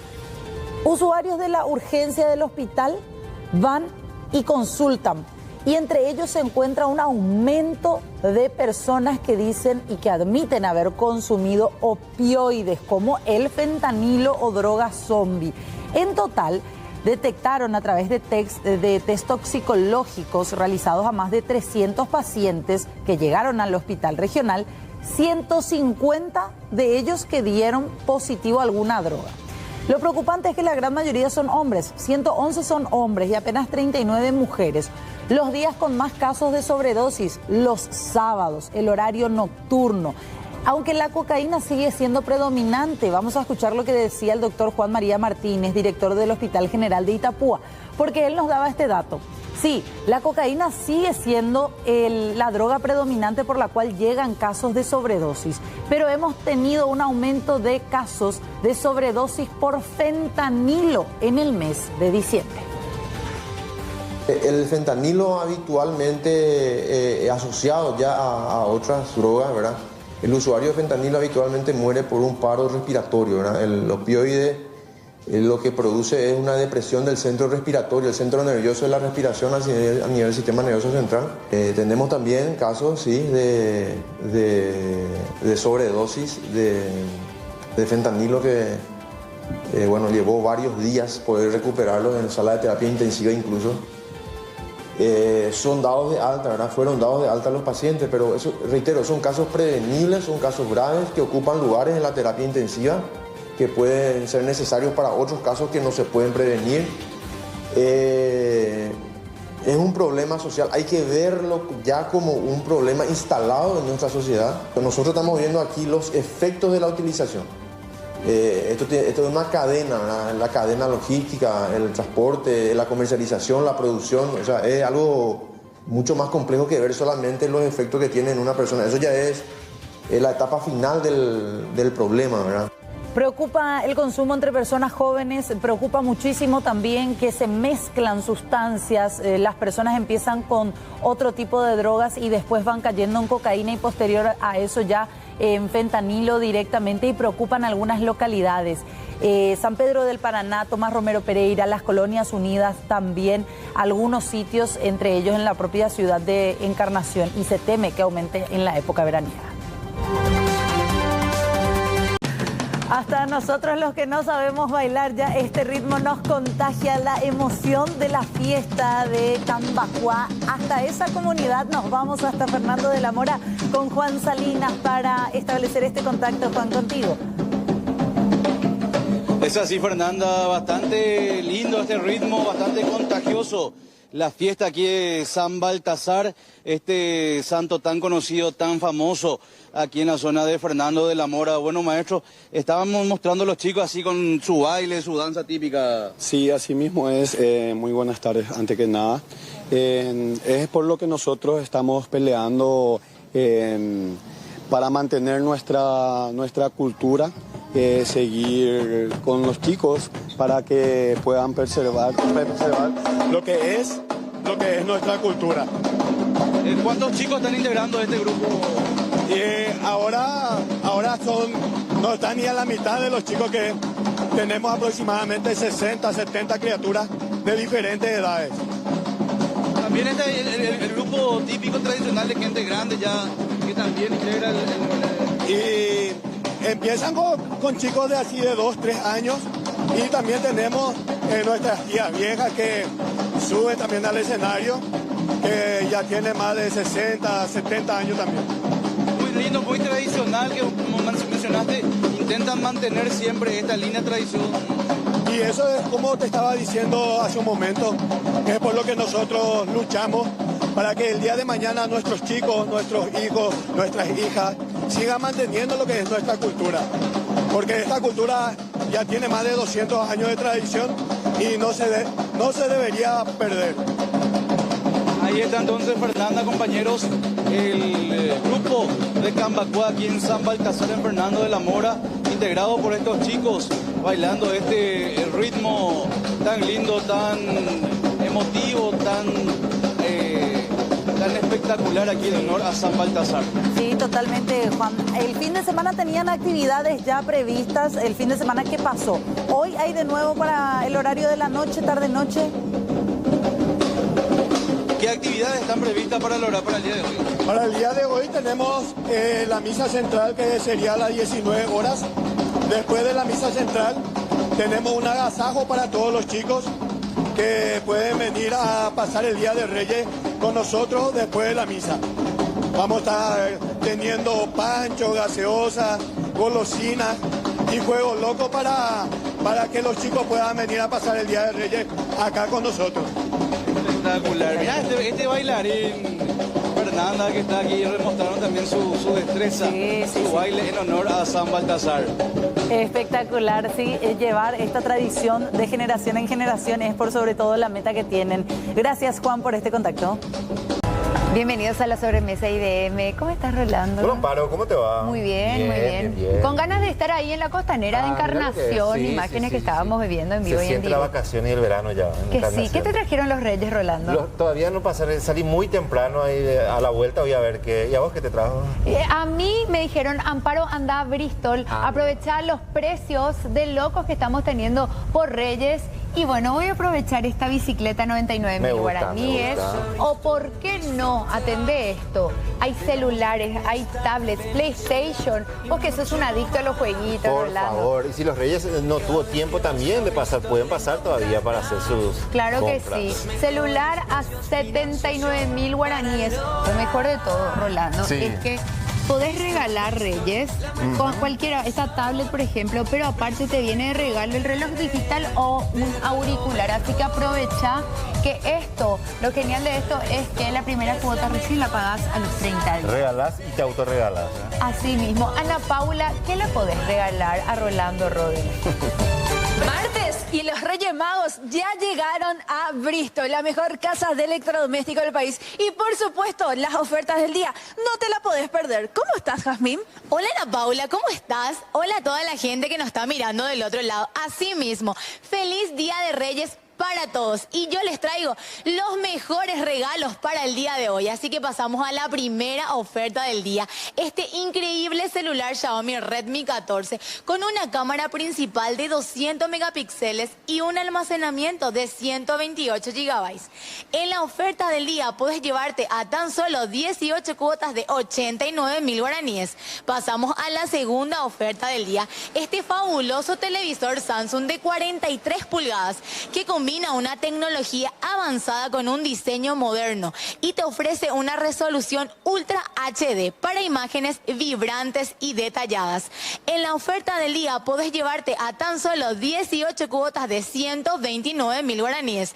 Pasamos a la tercera y última oferta del día. Esta heladera Midea que es especial para este verano, con una capacidad de 300 litros, frío húmedo, con una eficiencia energética y un sistema de control de temperatura. En la oferta del día podés llevarte a tan solo 18 cuotas de 129.000 guaraníes. Y no se olviden que todas sus compras están participando de la promo 2.000 millones en premio, la promo más grande del país. Así que vení a Bristol.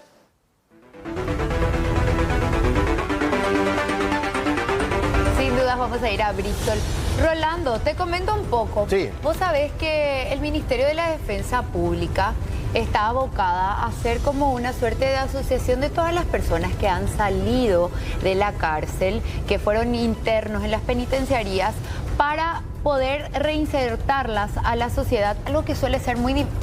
Como dice mi querido Roberto Pérez, en el PowerPoint todo es maravilloso, pero en la práctica no, ¿verdad? Y sobre todo con un enfoque en derechos humanos. Exactamente, eso es lo importante y hay que ver también cómo se va a encarar este proyecto, porque esto es post, me imagino una vez que salgan, muchos hablan de ya insistir desde el momento en que las personas están privadas de su libertad, ir acompañando este proceso. Hace poco el Ejecutivo, fin de año, he visto que sacó su decreto de que si es que tenés un estudio dentro de la cárcel, si es que trabajás, también van a reducir tus penas buscando la reinserción. O sea, de proyectos venimos hablando ya desde hace bastante tiempo, pero se busca algo que efectivamente tenga resultados. Es una realidad, Rolando, muchos ex internos han contado que les ha costado conseguir trabajo, que ni siquiera para poder estar como carriteros de repente en los supermercados, los créditos no le daban en los bancos, en las cooperativas, ¿verdad? Al salirle, obviamente, los antecedentes. Entonces decimos, ¿y entonces para qué este tema de que en teoría te vas ahí para reinsertarte a la sociedad? Claro. Si nadie te quiere dar trabajo, si nadie confía en vos. Exactamente, y eso es lo que vamos a hablar hoy. Queremos saber cómo va a ser este proyecto y cómo lo van a encarar desde la defensa pública. Exactamente, y para eso nos acompaña el doctor Hugo Jiménez. Él es director justamente de Derechos Humanos del Ministerio de la Defensa Pública. Bienvenido. Y la doctora Diana Vargas, ella es abogada y va a darnos su postura crítica acerca de este tema tan importante y necesario. Bienvenidos. Buenas tardes, un gusto compartir con ustedes, doctor. Buenas tardes. Bueno, doctor, queremos saber cómo viene este proyecto para decir post-penitenciaría después de que salgan las personas privadas de su libertad, una vez que compurguen sus penas. A partir de allí se busca trabajar con ellos. Sí, buenas tardes, muchas gracias por la invitación, Rolando. Gracias, Amparo, por recibirme en nuestra casa. Diana, un gusto compartir contigo este espacio.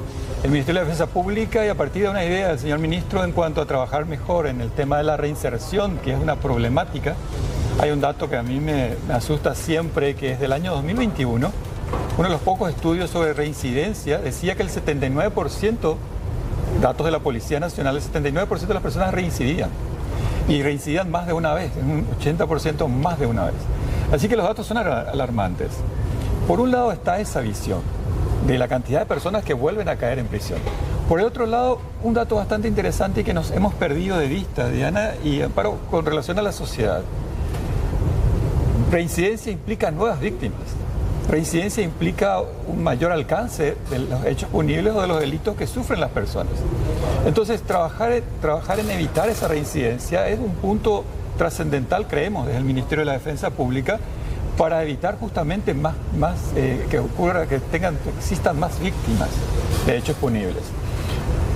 La idea es esta: construir, y lo hicimos durante el año 2025, trabajando constantemente con diversas personas que han pasado por el sistema penitenciario, construir una asociación que pueda permitirles tener una personería jurídica y trabajar en representación de las personas que han pasado por el sistema penitenciario, le llamamos pospenados, de tal forma que no solamente puedan trabajar con los que están adentro ya, en apoyo psicológico, en verles ubicación, verles actividades fuera de la penitenciaría, sino también trabajar con la sociedad civil, porque hay un divorcio muy fuerte entre la sociedad civil y las personas privadas de libertad. Reeducación a todos nosotros que estamos de este lado. Una visión diferente. Sí, para aprender, porque es la realidad, ¿verdad? Para aceptar, para ser empáticos, ¿verdad? Y para creer también que esa persona merece una segunda oportunidad. Y cierro un poquito esta idea, Amparo.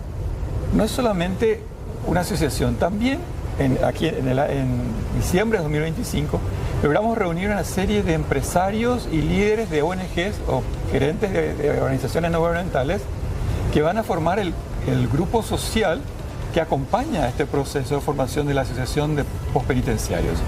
Existía una idea en el año 2017 aproximadamente que se formó una fundación que llamaban EXI y que trató de construir esto. Nosotros queremos reflotar eso, fortalecer desde el Ministerio de Defensa Pública mediante nuestra mentoría, asesoría y experiencia de nuestros defensores públicos, y acompañando con la sociedad civil. Con este grupo le pusimos un nombre más o menos comercial, que sea hub de empresas o un corporativo de empresas y ONG que acompañen este proceso, de tal forma que toda aquella persona que ya está en proceso de reinserción social, es decir, ya tiene salidas transitorias o bien ya está en libertad condicional, pueda pasar por esta etapa de reinserción y por ende trabajar con su conocimiento y trabajar en empresas que le permitan desarrollar un nuevo proyecto de vida y reinsertarse en la sociedad. Aparte del hub, que parece muy interesante, doctor, ahora bien, algo fundamental, las condiciones en las que viven los internos, ¿verdad? Que debe acompañar todo este hermoso proyecto que tienen, porque si tu calidad de vida de por sí ya es difícil al estar privado de libertad, pero si vivís hacinado en un colchón en el pasillo nomás, porque es la realidad también, ¿verdad? Pero aparte el acompañamiento psicológico o hasta psiquiátrico que necesitan, porque nadie que esté privado de su libertad puede estar bien. Una cuestión que he aprendido este año a partir del trabajo, en el trabajo en la Dirección de Derechos Humanos y acompañando el trabajo del señor ministro, es una frase que a mí me caló muy hondo. Estábamos trabajando con personas con discapacidad visual en un proyecto que se llama Botón de Denuncia Confidencial, en el que queríamos que ellos participen y que esta herramienta sea amigable para ellos. Y una frase que a mí me caló muy hondo. Decía el presidente de la Unión Nacional de Personas con Discapacidad Visual, me decía: Hugo, muy pocas veces el Estado nos invitó a formar parte de un proyecto que esté dedicado a nosotros. O sea, muy pocas veces nosotros como sociedad involucramos a las personas que se ven afectadas. Entonces, hemos elaborado leyes, existen múltiples programas que se desarrollan en algunas penitenciarías del país, pero que no pasan por ejemplo, por la experiencia de personas que han vivido en Pedro Juan Caballero con, según datos, el último dato del mecanismo, con un hacinamiento de 1200%. Muchísimo, elevadísimo. Diana, vos que trabajás desde hace bastante tiempo en tu trabajo con el tema de las penitenciarías, mucho se viene hablando del tema de la reinserción, del proceso. Me parecía ser que algo falta para que definitivamente esto tome vuelo. Bueno, mucho que decir. En primer lugar, ese dato que decía el doctor de la reincidencia con ese dato de la policía, hay mucha tela que cortar allí porque no resiste un análisis mínimo. Para que haya reincidencia tuvo que haber por lo menos habido una condena, un reingreso al sistema, no puede ser y aparte los datos de la policía lamentablemente no tienen mucha fiabilidad. Lo otro que no podemos desconocer es la selectividad de nuestro sistema penal. O sea, no es que, si nosotros 4 hoy salimos y cometemos un delito, difícilmente alguno de nosotros termine en el sistema penal.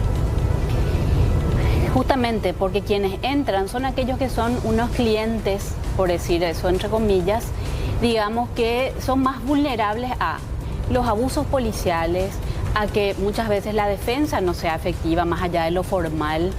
Entonces, con eso no queremos decir que en Paraguay no se cometen delitos, que no hay robos, que no hay hurtos. ¿Cuál es el hecho punible más denunciado en Paraguay hoy, al dato 2025?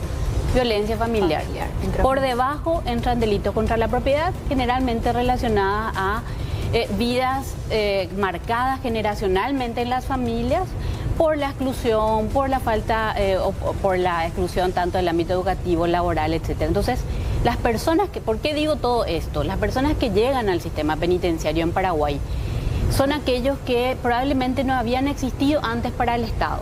Y el perfil es así, cuando uno mira los pocos censos penitenciarios, son jóvenes de entre 20 y 28 años, hablo la media, ¿verdad? Con una escolaridad muy baja que no llega al 6º grado. Anteriormente si realizaba una actividad laboral era del mercado informal, o sea, todas esas características sumado a un dato que es, indudablemente no podemos desconocer, que tiene que ver con la precariedad en el acceso a la salud física y mental, sumado a la situación de consumo y relaciones familiares quebradas. Si nosotros no trabajamos las relaciones familiares, el restablecimiento del vínculo, hace mucho la evidencia muestra que no son las cárceles industriales, no es enseñarle a pescar, no es que tenga un trabajo. Yo siempre planteo el ejemplo de este boxeador que estaba en Tacumbú, que fue toda una estrella, Pantera creo que es el nombre, y finalmente sale, le dan un trabajo en una empresa pública y a las 2 semanas estaba de nuevo en el sistema. Porque claro, no se trabajó el fortalecimiento de sus... todo el conjunto. O sea, somos seres integrales. Vos podés tener este trabajo hoy, pero no vas a poder sostener si en el resto estás rota.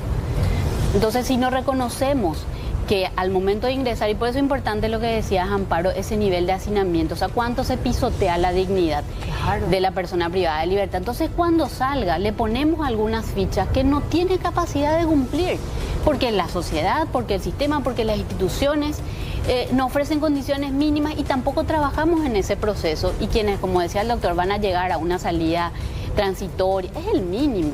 O sea, estamos hablando de, no cambiamos mucho, ese 70 de procesados, 30 de condenados, que es grosero, que es una cifra que debería darnos vergüenza. Entonces, hablar de reinserción en Paraguay es casi una retórica que lo único que hace es repetir que es lo que queremos cumplir, lo que dice la Constitución, cuando el problema es que encerramos a más gente de la que tenemos capacidad de atender.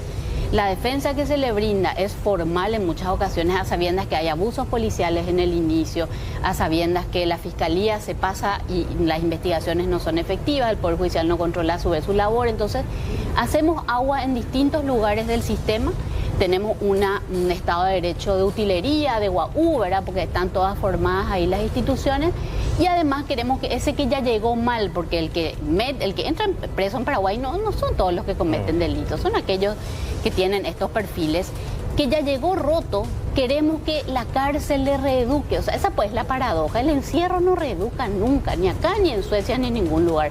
Y menos en las condiciones que nosotros encerramos, ¿verdad? Hay gente que, por ejemplo, en la cárcel tiene una carrera universitaria porque te permite la posibilidad incluso de estudiar. Pero después cuando sale tampoco encuentra, a veces esa estigmatización también está vigente, la posibilidad de hacer.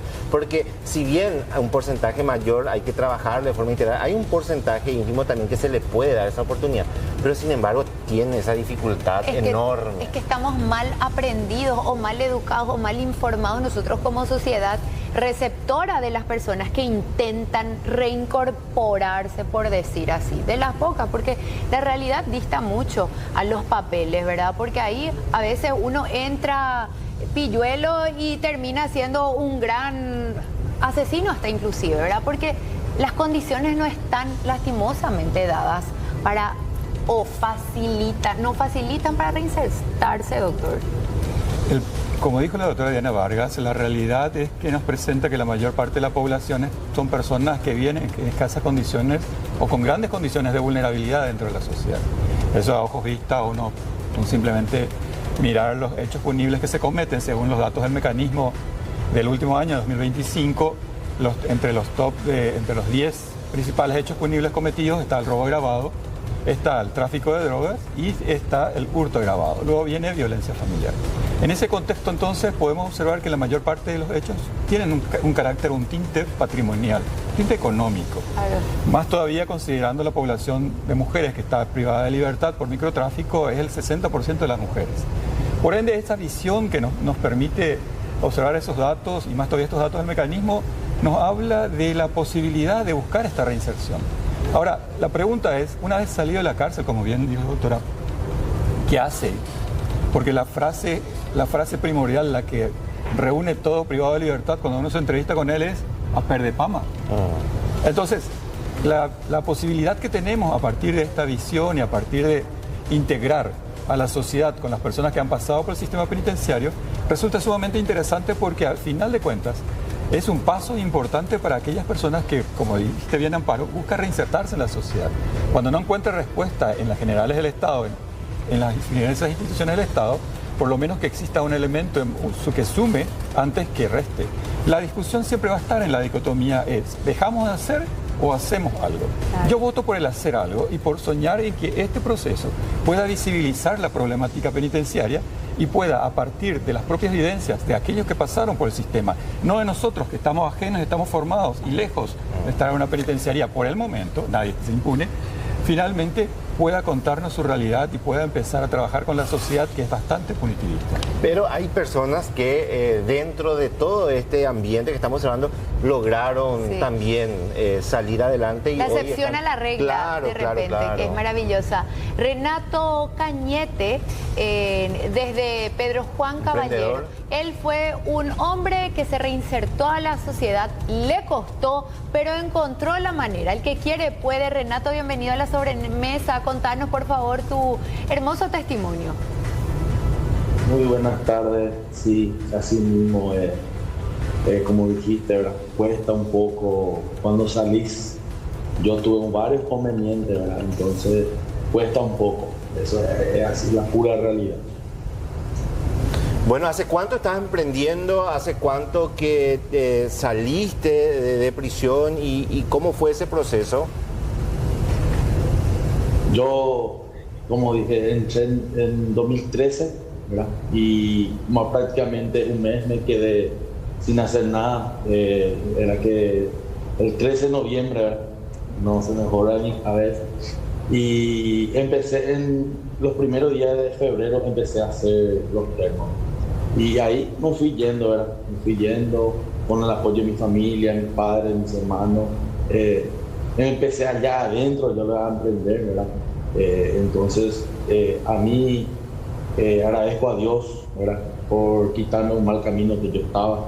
Y entonces me llevó en un lugar donde le conocí a Dios y también donde yo empecé a emprender, ¿verdad? Que es con el forrado eterno. Que ya adquiriste ese conocimiento estando adentro. Sí, adentro, así. Yo adentro yo ya tenía más o menos 14 personales adentro. Ahora bien, Renato, ¿puedes contarnos cuando vos saliste? Cierto que te costaba, nadie te quería dar trabajo porque veían tus antecedentes, ni siquiera podías acceder a un crédito para poder empezar tu propio negocio y se te ocurrió la idea de empezar a forrar termo. ¿Fue así? Así fue. Yo salí, ¿verdad? Yo ya estaba emprendiendo allá adentro luego con el tema del termo. Y cuando yo salí, lo que tuve inconveniente era para abrir una cuenta corriente. ¿verdad? Porque yo allá adentro yo ya hacía más de 100 termos semanales, yo ya cobraba, ¿verdad? Y después al salir acá empecé a ser mayorista y ahí sí que empecé a trabajar más grande, ¿verdad?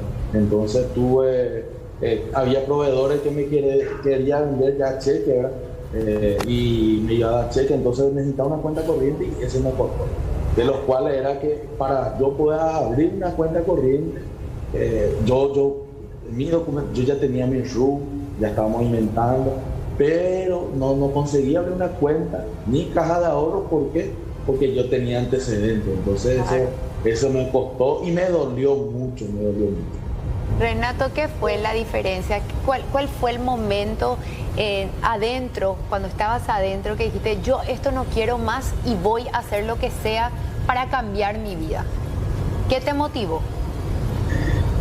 Y como sabemos, en las cárceles es difícil, hay mucho gasto, ¿verdad? Entonces yo tenía que hacer algo para que yo tenga un ingreso para poder sobrevivir mi día a día, ¿verdad? Porque yo tenía también hijos, tenía que pagar prestación alimenticia, ¿verdad? Tengo mi esposa, entonces tenía gasto. Entonces un compañero vino de traslado de Concesión, en Pedro Juan nadie hacía termo, vino de Concesión y me dijo, vamos a borrar termo. Y ahí yo empecé a emprender por la necesidad, ¿verdad? Y como dije, me vino muy bien. Ahora, gracias a Dios, estamos cobrando más de 6.000 termos por mes. Como, no sé si vieron ya el video que yo le mandé a la señora. Estamos viendo. Que tengo más o menos en la fábrica. Si quieren, puedo mostrarles en vivo, si quieren ver. Tengo más de 30 funcionarios, ¿verdad? Y gracias a Dios me vino muy bien. Como dije hace rato, estaba en mal camino, ¿verdad? Estaba en mal camino cuando estaba afuera, ¿verdad?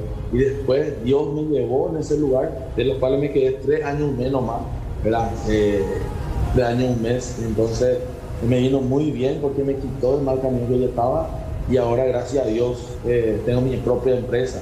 Y por qué no decir industria, ¿verdad? Porque estoy dando más de 50 personas fuente de trabajo, ¿verdad? Qué maravilloso testimonio, Renato, realmente una inspiración y qué linda manera de arrancar el año, este nuevo año, este 2026, con historias así como la tuya, que inspiran y que nos hacen acordar que si uno quiere y cree, puede. Así que gracias y te deseamos el mejor 2026 que puedas tener. Acá debemos traer en vivo para que digan la gente, para que puedan ver. Acá voy a dar la vuelta a la cama para que pueda ver. Mira, acá en mi fábrica. Sí. Muchísima gente trabajando. Mira. Entonces, gracias a Dios, ¿verdad? Yo, como dije más una vez, me quité el mal camino. Ahora estoy ayudando a mucha gente, dando gente de trabajo. ¿Verdad? Y llevando lo principal es que llevando también nuestro artesanía al lado brasileño, ¿verdad? Que el TDR ellos ya están tomando mucho, ¿verdad? Acá los muchachos ya están costurando, la gente, ¿verdad? Entonces, ya estamos dando muchos puentes de trabajo.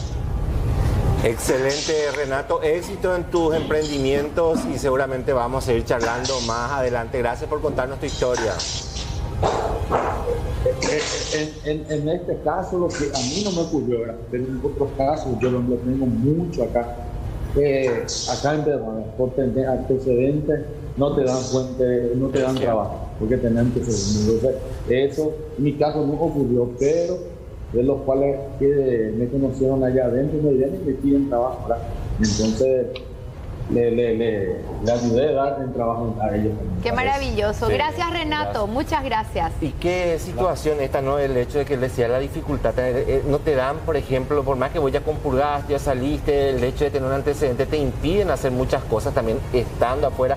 No puede habilitar una caja, una cuenta, esas cuestiones también son bastante difíciles. En realidad no debería ser un obstáculo, ni siquiera para acceder a un trabajo. Cuando estaba en el MNP habíamos requerido, por ejemplo, un dictamen en ese momento la Secretaría de la Función Pública, consultando por qué pedían el certificado de antecedentes penales sumado al policial, que no es nada, además, ¿verdad? Esa es otra discusión. Pero ¿por qué pedían? Si acaso alguien aparecía con un antecedente, con una condena cumplida, esa hubiese sido una razón para, por ejemplo, ser descartado de un concurso, claro, ¿verdad? Y la respuesta fue que no. Pero obviamente al poner el requisito, eso ya es un obstáculo simbólico, claro, de inicio, ¿verdad? Se prejuzga a la persona, ya arranca con un prejuicio. Claro, totalmente. Bueno, doctor. Historias como Renato, Amparo, nos permite visibilizar lo posible que es dar el primer paso. Unir la sociedad civil, este hub de empresarios y de personas que buscan trabajar con personas privadas de libertad y con personas que buscan una segunda oportunidad. Y aquellos que han pasado por el sistema, como Renato, pueden contar una historia finalmente y decirnos que sí se puede. El Ministerio de la Defensa Pública apuesta por ese sí se puede. Finalmente, no solamente, vuelvo a repetir, desde la visión de la persona que vuelva a tener una oportunidad para desarrollar su proyecto de vida, sino también de evitar que haya nuevas víctimas. Son dos aristas de una misma historia, pero que nos permite trabajar sobre la realidad actual en la que vivimos. El proceso histórico, educativo, sociocultural y la dicotomía que hay entre las diferentes clases sociales y la brecha que existe es un trabajo de largo plazo. Por lo menos empecemos por un paso para buscar que las personas que ya han caído lo más bajo que pueden caer, que han sido maltratadas por todo el Estado paraguayo y por todo el sistema, puedan tener por lo menos una luz de esperanza allá al final cuando vuelven a salir en la sociedad y se encuentran con la dura realidad. No tienen antecedentes, no tienen créditos, no tienen posibilidades. Esta sociedad de personas postpenitenciarias, con su personería jurídica, con su asistencia psicológica, con su experiencia de vida, pueden permitirles a ellos ver algo más que Renato, por su propia fuerza, pudo ver. Pero ¿por qué no sumamos a otra gente y que puedan enseñarle a otras personas que como Renato puedan salir afuera? Gracias a los dos. Gracias por su tiempo y su conocimiento también. Nos vamos. Nos vemos mañana. Nos vemos mañana.